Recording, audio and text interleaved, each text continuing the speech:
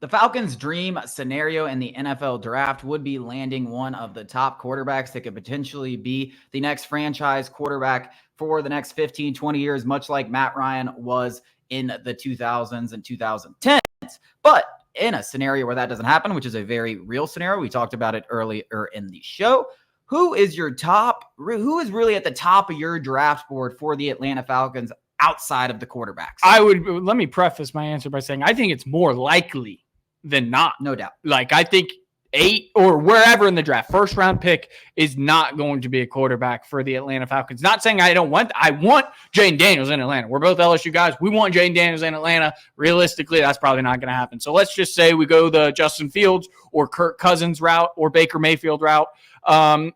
At the top, it's real easy for me being an LSU guy. It's Malik Nabers. He's a certifiable stud.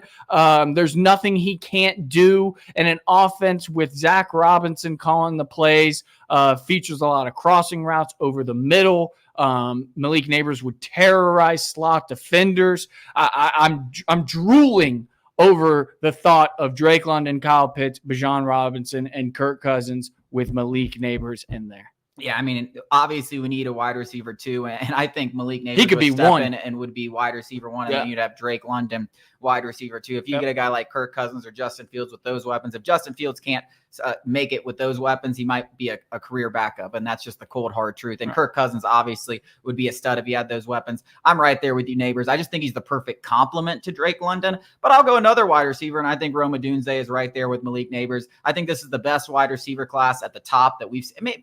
And when I say top, I'm talking about the Ladd McConkeys, the Purcells. All those guys are superstars too, and maybe the Falcons can grab one of them in the second round if they want to take that risk. Either. But I think McConkey personally is going to be a first round pick. I do too. And we'll see what happens with Purcell. But I would love Malik Nabers, Rome Odunze, anyone to really fill out that need at wide receiver.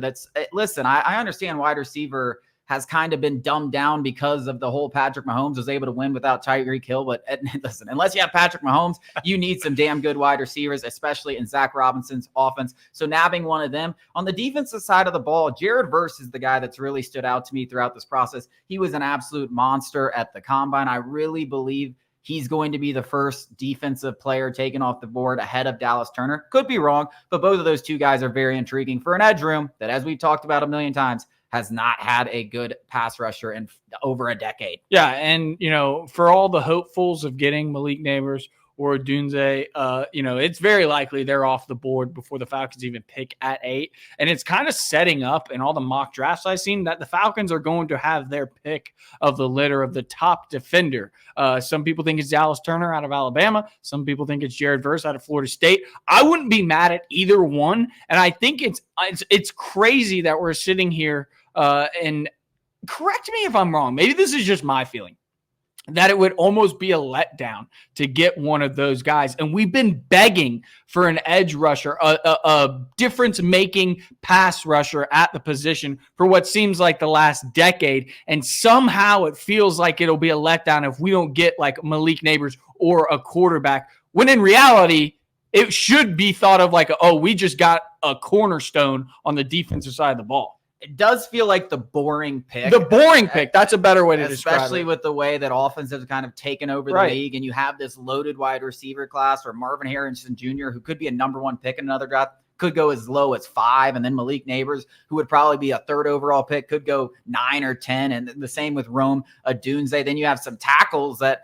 Joe Alt would probably be a top 3 pick. Well, now you're talking about him going maybe 10th because no one's drafted a tackle in the top 10 picks. Yeah. Brock Bowers, one of the most exciting tight end prospects. I've seen him falling out of the top 10. I mean, so because of this run on quarterback, there's all these just exciting prospects. And then you think about the Falcons offense and how they have those 3 top 10 picks. And if you plug in a Kirk Cousins and you give him another wide receiver, that offense looks like it could be the best in football. It does seem like the boring pick, but another boring pick would be a guy like Joe Alt. And to me, if Joe Alt's sitting there at 8, that's a tremendous value pick at 8. Caleb McGarry, we don't know about his future with the team. Jake Matthews getting up there in age. That's certainly a replacement option. So many ways to go, but I agree. The tackle and the defense would definitely be the boring picks because of the quarterbacks and the skill positions. It's wild to think about that. But, back to the defenders in particular, I think that you couldn't go wrong with Jared Verse or Dallas Turner. I think it's really just a preference.